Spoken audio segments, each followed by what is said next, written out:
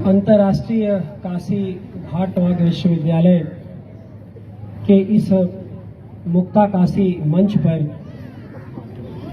सभी मंचस्थ और मंच के सम्मुख बैठे हुए काशी के संभ्रांत और सुयोग्य घाट वाकर, इस विश्वविद्यालय का जो लक्ष्य है वो यहाँ के घाट पर भ्रमण करना ही नहीं, उसकी संस्कृति को समझना और सहेजना ही है। इसके साथ ही जैसा कि संस्थापक विजयनाथ मिश्र का कहना है कि यहाँ पर कोई भी किसी पद से संबोधित नहीं होता, सब घाट वाकर है।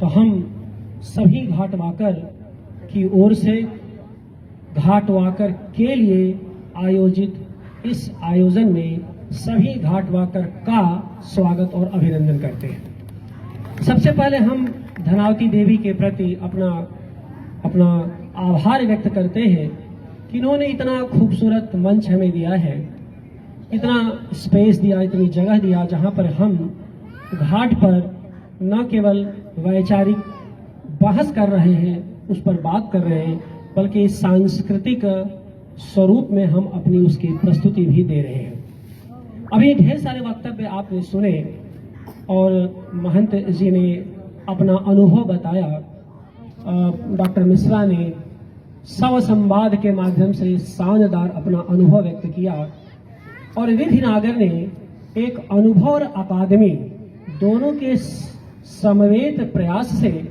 कुछ बहुत ही सुचिंतित और सुंदर बातें रखी हैं, जो इस आयोजन का प्रमुख उद्देश्य था। घाट पर घूमना तो जरूरी है स्वास्थ्य के लिए, लेकिन हमारा इस काशी घाट वाग विश्वविद्यालय का जो प्रमुख लक्ष्य है वह उसकी संस्कृति को भी समझना है। आज भारतीय ज्ञान परंपरा पर बहुत सारी बहस हो रही है, पूरे देश में, पूरे विदेश में।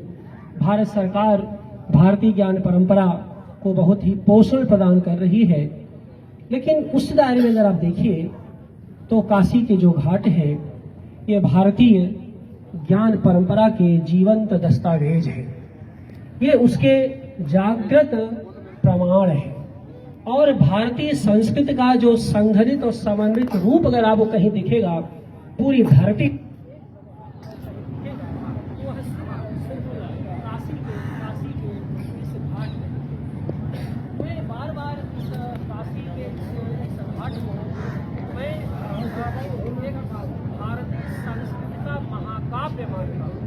एक ऐसा महाकाव्य जिसमें रस, नाट्य और काव्य सारा कुछ संसार का जितना ज्ञान है वह यहाँ पर पूरी तरह से शामिल है। आप देखिए कि आप यहाँ पर जिस रूप में हम लोग जानते हैं 80 से चली तो 80 पर सुबह 80 की सुबह का समय है। दोपहर आप जहाँ बैठे इस मानसरोवर घाट पर, डॉक्टर मिश्रा भी कह रहा था कि चलते फिरते मुझे बार बार महसूस होता है कि काशी की में अगर दोपहर आपको महसूस करनी है तो मानसरोवर घाट आइए। आप देखिए यहाँ से रात घाट का विस्तार भी आपको दिखाई दे रहा है और 80 का विस्तार भी दिखाई दे रहा है। ये शिखर है मानसरोवर घाट, जहाँ पर और मानसरोवर घाट का जो मानसरोवर तत्व है, इसका जो मानस तत्व है वह भी बहुत मूल्यवान है। और शाम देखनी हो तो दशाश्वमेध घाट पर जाइए, जहां पर आपकी गंगा आरती होती है। तो ये जो घाटों का विवरण है, कुल मिला जुला करके बात यह है कि जब हम इसकी संस्कृति की बात करते हैं तो संस्कृत में आप देखिए 3 प्रमुख तत्व रहे हैं, लेकिन कैसे इतिहास की प्रक्रिया में घाटों की संस्कृति ने विस्तार पाया और संस्कृत ने कृति ही नहीं विकसित किया, कई बार विकृतियां इसमें शामिल हुई। यहाँ पर जो हमारे नए घाट वाकर हैं, जो आज इस विश्वविद्यालय के नए सदस्य के रूप में शामिल हो रहे, जिनका नामांकन किया गया है, खास करके उनको यह बताना जरूरी है कि उस संस्कृत को कैसे समझना है और उस विकृत से कैसे बचना है। क्योंकि बार बार इस बात को हम लोग कहते रहे कि भाई यहाँ के घाट ज्ञान के बहुत बड़े आधार हैं, जो हमें ज्ञान देते रहे। अब दिक्कत क्या हुई कि बाजार और तकनीक के प्रभाव से हम घाटों खुद ही लगे ज्ञान देने, ये गलत है। इससे बहुत कुछ सीखने की चीजें हैं न कि हम इसे सिखाएं। सिखाने की प्रक्रिया तब होती जब इसमें गंदगी लाते हैं, तमाम तरह की विकृतियां इसमें पैदा करते हैं। आप देखिए विधि नागर जी ने बहुत मूल्यवान बातें कही। आप 80 से लेकर के आप आज केशव घाट तक चले जाइए, आप देखिए हर घाट का अपना सांस्कृतिक सौंदर्य रहा है। तुलसी घाट पर आप देखिए नाग नठैया का मेला, ध्रुपद महोत्सव, यहाँ से लेकर के और आप आगे तक चले जाइए तो सारे महोत्सव से कई घाट यहाँ पर पहचाने गए। हमें जरूरत यह है कि उस घाट की संस्कृति का पुनर्पाठ करना, और विंध्याचल ने बिल्कुल सही कहा कि इस पर पुनर्पाठ की बहुत सारी संभावनाएं हैं, क्योंकि देखिए 3 इसके प्रमुख आधार रहे। घाट संस्कृति के 3 प्रमुख आधार रहे। एक तो रहा गंगा स्नान, दूसरा शिव दर्शन पारंपरिक, और तीसरा रहा कला और साहित्य की तपस्थली। ये घाट संस्कृति के 3 प्रामाणिक आधार रहे हैं। गंगा स्नान, शिव दर्शन और कला, संगीत, साहित्य समन्वय में उनकी साधना स्थली। होता क्या गया कि बाजार की विकृतियों में इनमें तमाम तरह की विकृतियां भी पैदा हुई।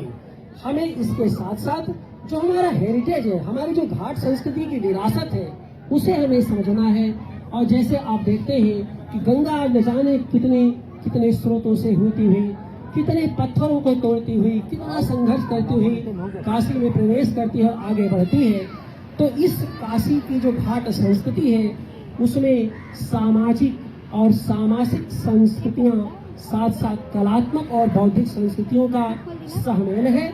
हमें आज जरूरत है उसको डिकोड करना, उसको विकेंद्रित करना, उसका पाठ करना। तो पाठ और पुनर्पाठ के लिए इस घाट संस्कृति के समारोह में आप जितने लोग आए हैं, हम सबका आह्वान करते हैं कि आप यहाँ पर घूमें, टहलें और अपने अनुभवों को दर्ज करें। देखिए ये जो घाट है यह केवल अनुभव नहीं है, यह दर्शन है।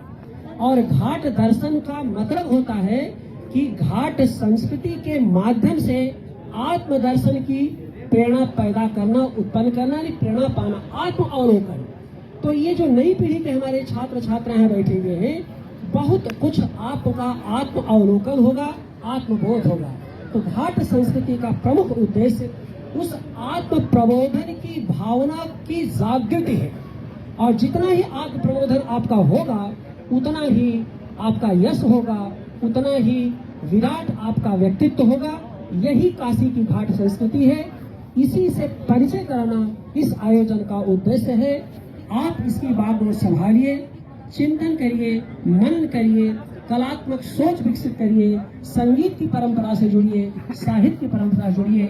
इस अवसर पर जितने लोग यहाँ पर आए, हम घाटों सभी घाट वाकर आपका अभिनंदन करते हैं, आपका आभार व्यक्त करते हैं और उम्मीद है कि आने वाले दिनों में आपका उत्साह ऐसे ही बना रहेगा। अभी घाटबाग विश्वविद्यालय के कई आयोजन होने हैं।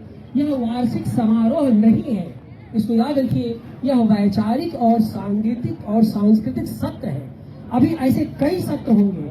अभी आने वाले दिनों में हम लोग काशी के जो महान रचनाकार रहे, संगीतकार, साहित्यकार, कलाकार, उनके घरों पर घाटबाग की यात्रा पहुंचेगी और उनके घर पर जा करके उनके जो भी लोग रहेंगे उस परंपरा में, उनका हम सम्मान करेंगे। उसमें जल्दी हम लोग नए साल में भारतेंदु भवन में भी जा रहे हैं, पूरे घाटबाग भारतेंदु भवन में। और भारतेंदु की पुण्य तिथि पर 5 जनवरी को हम भारतेंदु को याद करेंगे और ये बताएंगे कि हम जो कुछ है आप ही की विरासत के अंश हैं, आप हमें आशीर्वाद दीजिए।